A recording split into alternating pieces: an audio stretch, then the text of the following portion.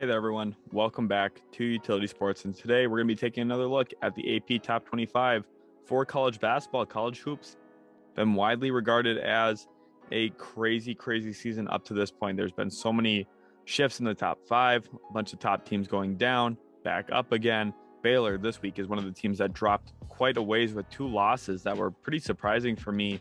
But we're going to jump into it here. We're going to focus on some of these teams here. There's a lot going on in college basketball. So if you guys are interested in keeping up with college basketball moving forward, make sure to leave a like on today's video and also subscribe if you are new to Utility Sports, because we'd love to have you be a part of what we do here on the channel. Now looking at some of the others receiving votes here, we got Iowa, BYU, Davidson, Alabama, who drops out of the top 25, San Diego State, Miami, who had a big win over Duke a couple weeks ago, Oregon, and West Virginia as well. So I think one thing that I want to talk about in this video is kind of the spread between college basketball right now. So at 25, you see UConn there with only 73 points for votes getting into spot 25. Tennessee, after getting the absolute, excuse my language, after getting absolutely crushed by Kentucky this week by nearly 30 points, they find themselves at 24. Texas at 23 just haven't lived up to expectations this year. Loyola Chicago jumps up into the top 25. Awesome to see them here. First time all season that they've been in the top 25. And then Providence up at 21. The 21 through 25 range is not a collection of strong teams. In my opinion, I think there is a real divide in college basketball this year. I think the top 17 teams or so are really, really talented and have a really good shot at going all the way. And then after that, I just am not a believer in some of these teams. I think there's a little bit more of a stark contrast than we're used to seeing, especially with how good some of these programs have gotten in college basketball. For example, Tennessee usually would play Kentucky much closer than that in that SEC matchup, and Kentucky blew the doors off of Tennessee this week. UConn, I just don't think they're quite who they've historically been. They are back on track a little bit. You see them making their appearance now back into the top 25. Texas, I'm very disappointed actually in this program right now. I thought they were going to be better this year. Up to this point, I thought they could be a 15-2 team, 16-1 maybe. They're at 13-4, and they've had some disappointing losses. Loyola Chicago, they're always a feel-good story. Good to see them up here. Providence, they've been playing well in the Big East. The Big East is really strong. When you look at a team like St. John's, who's not even ranked here, and they've got Julian Champagny, who's one of the top 5 scorers in the nation currently. They got a lot of guys playing really good basketball, but they're not even in the top 25. The Big East is very strong. And I think UConn, Providence being near the back end of that in the top 25 kind of shows the strength of the Big East. I think the Big East is arguably the strongest conference right now in terms of top to bottom, what you see. But at the same time, there is some real weaknesses as well. Moving into the top 20, another Big East team here is Xavier at 20, Ohio State 19, led by E.J. Liddell. Texas Tech, the Red Raiders at 18, 17. The Illinois Fighting Illini, who, as I speak, currently are in a matchup with Purdue. I am recording this on Monday, the day it came out, January 17th. It will be coming out January 18th. So we'll see who the winner is of that one between Illinois at 17 and Purdue, who's in the top 5. Then USC takes a massive stumble this week, falling from 5th all the way down to 16. Of course, tough week for them. They did have a really severe loss in there that pushed them all the way down. In Illinois, I think that's really the cutoff spot for me of where the good teams and the great teams are. I think below Illinois is a bunch of good teams, and I think Illinois and up in this video are a bunch of great teams that I think could actually win the national title, teams that I think could really push other programs. Kofi Cockburn for Illinois, he's been the big part this year that's really kept them afloat, and their coaching's been phenomenal as well. It's hard to lose Ayo Dosunmu and then come back and be just as good the next year. Illinois is doing that right now. They're 13-3 in the Big Ten. And if they get this win on Monday against Purdue, you could see them take a massive jump next week as well. USC at 16, I've talked about them a lot. I like Isaiah Mobley, but I think this program's a little thin when it comes to what else is around him. I think they could use another wing scorer. But what program really couldn't use another wing scorer? You know, those very, very much are one of the most important things in basketball, and it's hard to produce them. So I think USC probably just a few pieces away, but they've got a good team right now. Isaiah Mobley really doing a lot of that action, shooting around 45% from 3 at the time I'm recording this. He's had a really nice season in his junior year, and I think he's going to go to the NBA draft after this year. Sliding into the top 15 now, here we get to an even more serious grouping of teams. Iowa State in the Big 12. Isaiah Brockington's a very, very good guard for this team. He's pretty much the sole scorer for this program in the half court, and they need him game in, game out to have some of his best performances against good teams. Michigan State, Max Christie, I think he's going to be the player to watch for me. As a freshman guard, he's starting to show some improvement from the beginning of the season to now, and I think he's going to have to continue taking some strides. They did suffer a close loss this past week. That's why you see him move down a few spots. However, I'm not going to hit the panic button on Tom Izzo and the Michigan State Spartans, excuse me. They've got a good squad. Max Christie, I think as long as he continues taking some steps in the right direction, he's a potential lottery pick, and I think the Michigan State Spartans are going to need him to step up in the half court, scoring a little bit more efficiently with the ball in his hands. He does a lot of really good stuff off the ball, curling some screens, and filling out some space as well as a spacer, but I think they need him a little bit more on ball. LSU, they suffered a very tough loss to Arkansas. I'm surprised they didn't actually move down a little bit more this week, only moved down one spot. That Arkansas loss was nearly double digits, and that's a tough one for this team. And for me, the question is, where's their half-court scoring going to come? They've got a good collection of players, but they don't really have that one lead guy. Tari Eason's been playing like that, but a lot of his stuff comes in transition or off the offensive glass. I think they need someone who could score the basketball a little bit more efficiently. They had it in Adam Miller. He tore his ACL before the season started, and it's a very tough situation for them. Kentucky at 12, I like what this program has. Ty Washington, Oscar Tshiebwe, those two have really good chemistry running the pick and roll, pick and pop together a little bit. Tshiebwe can knock down some of those mid-rangers. Tshiebwe's a beast on the offensive glass. He also helps end defensive possessions. And they've got a few other nice players around those two as well. Kentucky's got a pretty good program again. They're back up from where they were a couple of years ago when they had a couple down seasons. And I think the Kentucky Wildcats could really make some noise. And then looking at Villanova, they take a step up again, move up 3 spots. Of course, they are benefited a little bit by some of the teams ahead of them having losses. You look at LSU, if they didn't lose this week, probably would be ahead of Villanova. You also consider that Michigan State probably would be ahead of Villanova had they not lost. And then USC as well would be ahead of Villanova had they not lost. So those 3 teams is what really makes the difference. Villanova, a quiet week themselves, but I think that they are hanging around, staying in the right direction. If they get hot at the end of the year, they could walk away with it. Moving into the top 10 now here, we've got Houston at 10, UCLA Bruins, who had a bad loss this past week as well, lost by 3 points.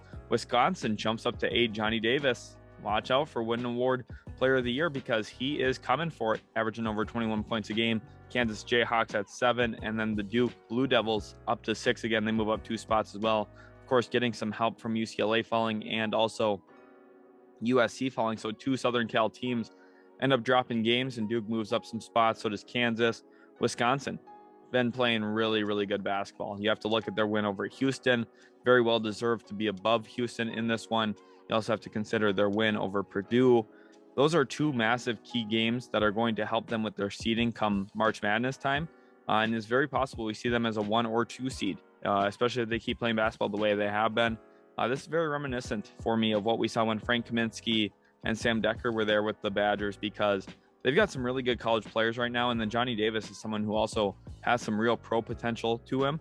I think he's going to be one of the best pros Wisconsin's ever produced. Just when you look at what his skill set is, his size, athleticism, frame, he's going to be a good player. UCLA, it's tough to see them drop this week. Houston, I think they're going to keep churning in the right direction. I want to see them play a little bit better competition week in, week out. But for the most part, they're going to be having their good games. And as long as they keep winning, they'll hover right around that top 10. Duke, don't hit the panic button on Duke. They're a great team. They've got a lot of really good pieces when you look at Wendell Moore Jr., AJ Griffin starting this week. And he's had some really good performances, including a phenomenal game against Wake Forest in his first career start. Paulo Banchero, I think he's got to level out a little bit more, find a little bit more offensive consistency, but I'm still a big believer in him. They've got just a lot of nice pieces on that Duke Blue Devils team. Sliding into the top 5, Baylor. 2 losses this week, including one to Oklahoma State. Of course, Isaac Likely, really good player.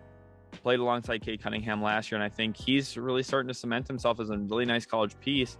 But for Baylor, you can't trail that whole game. That's a Big 12 matchup.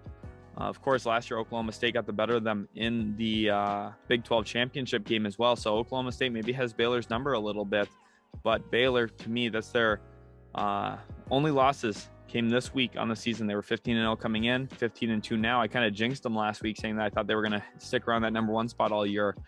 That loss to Oklahoma State, though, was really the one that kind of concerned me more, because it looked like even when Baylor was trying to get everything going, they even got a little bit of momentum toward the end of that game. They just couldn't close it.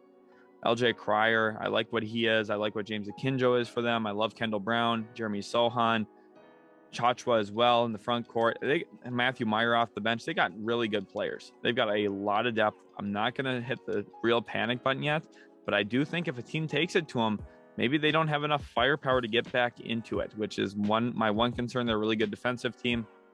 I just don't necessarily know if they have the one guy that can take over a game that you really need at certain points of a season. Last year they had it with Davion Mitchell, Jared Butler. Those two guys could do it. This year, I don't necessarily know if I see that. Akinjo is going to have to step up a little bit more. LJ Cryer is going to have to step up. He showed some flashes of that against Oklahoma State a few days ago, but they're not the same level of players that Mitchell and Butler were. Moving into 4, Purdue, a team that does have one of those guys in Jaden Ivey. He can take over the game. You also look at Zach Edey. He's a really nice player as well with really good size. Travion Williams off the bench has been very, very valuable for this team. Caleb First, when he really gets back into the swing of things a little bit more, I think this team's going to continue taking strides forward. Purdue's a great team. They've got really well-rounded performance. Stefanovic can really shoot the ball as well. He's the key floor spacer for them. I don't think he gets enough credit with how important he is to their offense, running off of some screens, getting some looks up, and just being the ultimate spacer for this team because he's really good at finding shooting pockets, navigating when he doesn't have the ball, finding an open pocket to get the ball off. And it really does help out Jaden Ivey. It also helps out Travion Williams, who's one of the better passers out of the post in college basketball right now. And real quickly, I'm going to check for an update on the Purdue game, just because I do want to see if Purdue is up in that one. 70-69 in overtime at the time I'm recording this. So very possible Purdue drops going into next week, but they've got a good program. Illinois is fighting them tooth and nail right now. But Purdue's a really good team. Number 3, Arizona. I love what the Arizona Wildcats are. Ben Mathurin is one of my favorite players to watch in college basketball right now. Really good blend of athleticism, knows his role, knows what kind of shots he should be taking, and has really good range to him as well. Can shoot the ball from very, very deep, very athletic as well, gets to the rim. I think he needs to start getting a little bit more mid-range opportunities and functioning a little bit more as a creator. I think it's going to help him in his NBA development. But right now, Arizona is cruising, and I think he's a big reason why. Koloko also really holding down the paint. When you look at some of these teams, center play is really, really essential for these programs. You need good center play. Mark Williams for Duke, for example. He's been huge for them. Koloko for Arizona. Edey, Travion Williams for Purdue. If you have good center play, you're going to be a competitive team in college basketball. Auburn, another example of that here with Walker Kessler. I think he's one of the guys that doesn't get talked enough about in college basketball. Of course, he got put on a poster by J.D. Davison last week. But that's what he's going to do. He's going to challenge around the rim. They're 16-1. I've been saying all year long that this Auburn team needs to be ranked higher. I remember when they were ranked in the teens. I remember when they were ranked 11. I said, this team's going to keep climbing. Here they are at number 2. This is well-deserved. They have arguably the best player in college basketball in Jabari Smith. When it comes to the offensive end of the floor, he can really shoot, and he shows some real good defensive potential as well out on the perimeter. This Auburn team is deep. They've also got Wendell Green, who's a very nice guard for them coming off the bench. They've got a lot of nice pieces. They can score the basketball, and then their defense is really predicated on Walker Kessler's ability to protect the rim.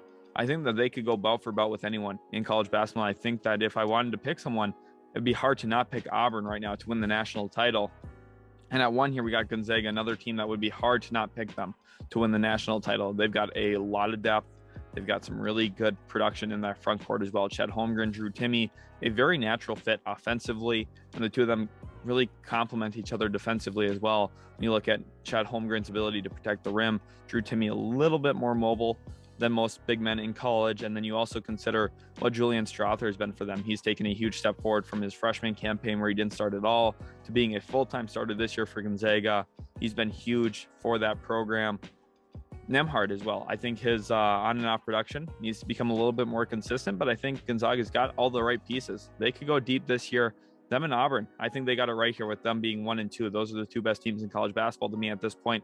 Arizona, they're going to continue to make some noise, though, in the Pacific 12 Conference. In the Pac-12, they've got a lot of talent there if you're looking at Arizona, and I think those 3, they got it right now based on what we've seen in recent weeks in college basketball. Purdue, though, I think they're going to make a jump back up to that top 3 at some point.